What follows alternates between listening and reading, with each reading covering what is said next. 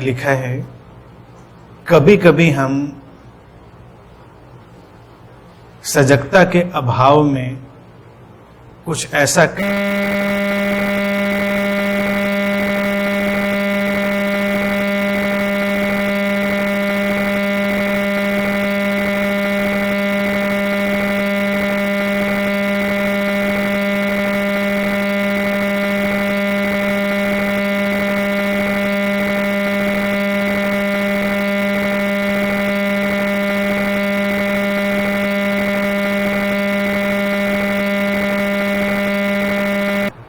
निश्चित ही ऐसी परिस्थितियां सामान्य व्यक्ति के जीवन में कई बार आती रहती हैं और बेहतर यही है कि हम अपनी कही हुई और करी हुई सारी बातों को बहुत होशपूर्वक देखें।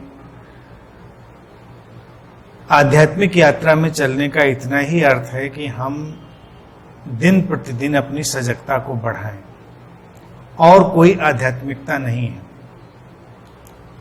आध्यात्मिकता का इतना ही मतलब है दिन प्रतिदिन क्षण प्रति क्षण हमारी सजगता बढ़ती चली जाए और तब हम इतने पारदर्शी हो जाएं अपनी चेतना, मन और शरीर में कि जो कहें और करें वो ठीक वही हो जो हमारे केंद्र से आ रहा हो। लेकिन इसके अभाव में जब हम इतनी सजगता नहीं साध पाते, उस स्थिति में कई बार हम कुछ कह जाते हैं और फिर पीछे हमको उस पर पश्चाताप भी होता है। कई बार कुछ कर जाते हैं, ये भी तय है कि जो भी हम कहते और करते हैं उसके अपने परिणाम भी आते हैं, क्योंकि हर कही और करी गई बात एक ऊर्जा पैदा करती है। उस ऊर्जा से एक तरंग पैदा होती है और उस तरंग का प्रभाव हमारे जीवन पे पड़ता है। ये सब तय है। लेकिन अगर हम इन परिस्थितियों को होशपूर्वक डील करना, उनसे व्यवहार करना सीख लेंगे तो आगे धीरे धीरे वो अवसर कम होंगे और चीजें बेहतर होंगी। भगवान बुद्ध के जीवन की एक आध घटनाएं ऐसे प्रसंगों को लेकर बहुत ही रोचक हैं और उनसे इस तरह की परिस्थितियों को डील करना समझा जा सकता है। कहते हैं कि एक बार भगवान बुद्ध आनंद के साथ जा रहे थे और उनके कंधे पर एक मक्खी आकर बैठ गई। ये वही वाली मक्खी है।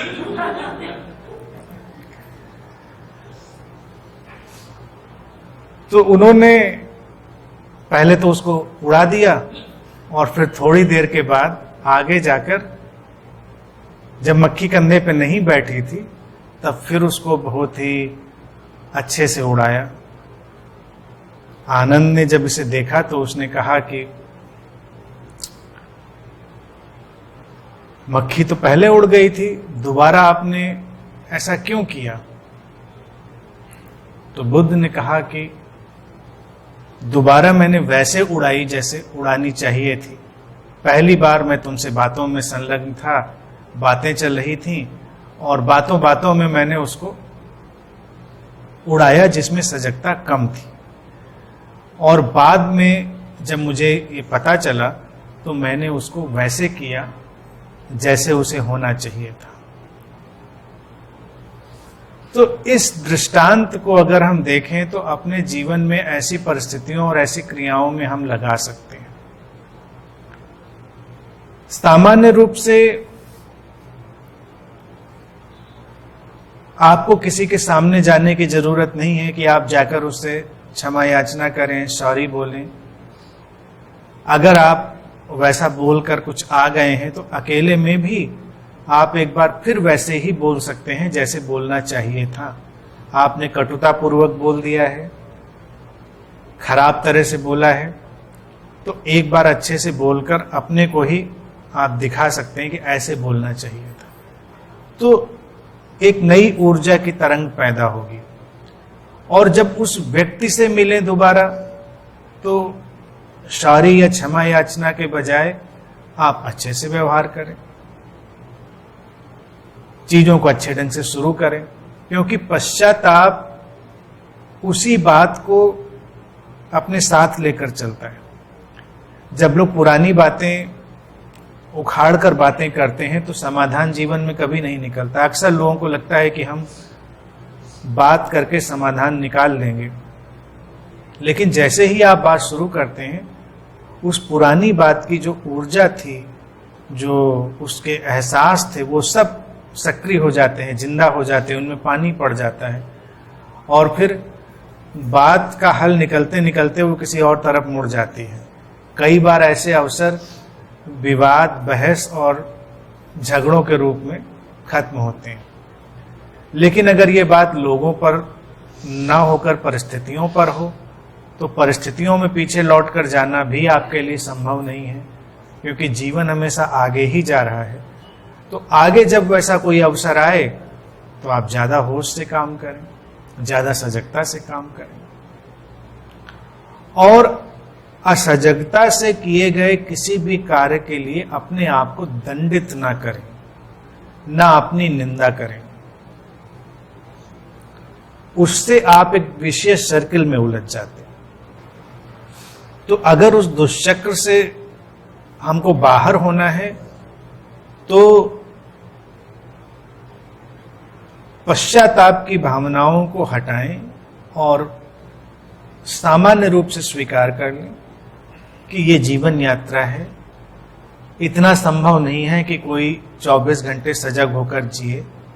जब आप बोध को उपलब्ध होंगे तब वो सहजता आपकी जीवन शैली बन जाएगी। लेकिन जब आप उस यात्रा में हैं, उस रास्ते में हैं, तो कभी कभी भूल चूक हो सकती है। ये मानवीय है, किसी को भी अति मानवीय होने की कोशिश नहीं करनी चाहिए। सारी समस्या की जड़ वही है। तो ठीक है, अगली बार से आप अच्छे से करिएगा, जो भी आपको कहना करना हो अच्छे से करिएगा। इन बातों को बहुत तूल देने की जरूरत नहीं है। पीड़ा इसलिए व्यक्ति को होती है क्योंकि वो सचमुच में सुधरता नहीं है। अगर आप कुछ बेहोशी में कह या कर बैठते हैं तो आपकी चेतना में सचमुच में कोई परिवर्तन नहीं आता है, इसलिए आपको वो फांस लगी रहती है। अगर सचमुच में आपके अंदर परिवर्तन आ जाए, आप समझ लें बात को कि ये ठीक नहीं था और ये ठीक है, तो बात खत्म हो गई। और यकीन मानिए कि ये समझ इतनी तीव्र ऊर्जा पैदा करती है कि वो व्यक्ति और परिस्थिति भी उससे प्रभावित हो जाते हैं। आप कुछ भी नहीं कहते, आप दूसरे के पास जाकर सफाई भी नहीं देते, कोई स्पष्टीकरण भी नहीं देते, लेकिन आपकी प्रेजेंस, आपकी उपस्थिति, उसकी ऊर्जा सब कन्वे कर देती है, सब बोल देती है। हम पॉलिटिकल, राजनीतिक लीपापोती चाहते हैं वस्तुतः। अगर हम गलत कहे या कर बैठते हैं तो हमको इस बात की चिंता नहीं होती कि हमको रूपांतरित होना है कि जिस स्रोत से, जिस हमारे मन के केंद्र से ये चीजें उठ रही हैं वो बदल जाए। हमको चिंता इस बात की होती है अब हमारे संबंधों या उन परिस्थितियों का क्या होगा। आपके मन में लाख विष भरा हो, लेकिन आप अगर ऊपर से अच्छा अच्छा बोलकर अपना काम चला लेते हैं तो आप खुश रहते हैं और इस बात पर आपको कभी चिंतन नहीं होता कि भरा तो आपके अंदर इतना विष है, इतनी घृणा, इतनी ईर्ष्या, इतना द्वेष सब भरा हुआ है। तो मुख्य तो चिंतन की बात वो है। कहना और करना तो एक आध बूंद जो बाहर छलक गई, तो लोग जो जीवन पर्यंत विचलित बने रहते हैं वो राजनीतिक कारणों से, क्योंकि उनको लगता है कि इससे तो बात बिगड़ गई, इससे परिस्थिति खराब हो गई। लेकिन अगर आप सचमुच में रूपांतरित हो जाएं तो आपको फिर इस बात की चिंता नहीं है, क्योंकि आपने बदलाव अपने केंद्र में कर लिया है और उस क्षण आप पूरी तरह आश्वस्त हो सकते हैं कि उस बदलाव का प्रभाव और उस बदलाव का परिणाम भी पड़ेगा। ये हमारे शारीरिक स्वास्थ्य की तरह भी है। अगर हम देखें, जब आप कोई ऐसी चीज खा लें, पी लें जो आपको अस्वस्थ बनाती हो, तो जो प्रिकॉशन है वो आपके लिए तभी तक ज्यादा मायने रखते हैं जब तक आप अस्वस्थ हैं। स्वस्थ होने के बाद में उस प्रिकॉशन का उतना महत्व नहीं रह जाता,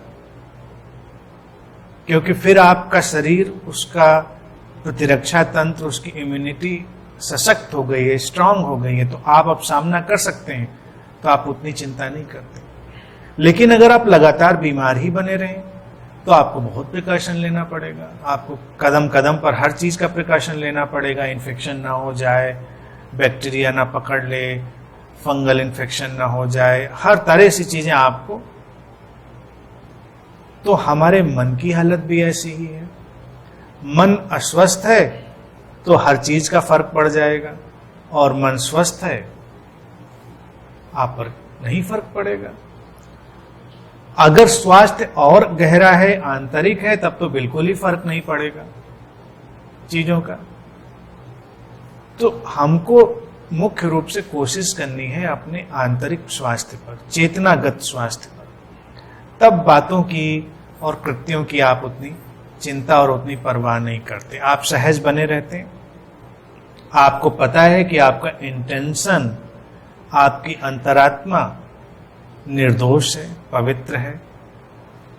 आप अहित नहीं चाहते किसी का, आपका किसी को चोट पहुंचाने का कोई भी इरादा नहीं है, कोई मंतव्य नहीं है, तो आप विचलित भी नहीं होते। विचलित तो इसीलिए होते हैं कि इरादे तो हैं पूरे के पूरे अंदर, और वो जाहिर हो जाते हैं तो हम मुश्किल में पड़ जाते हैं। समझ रहे हैं?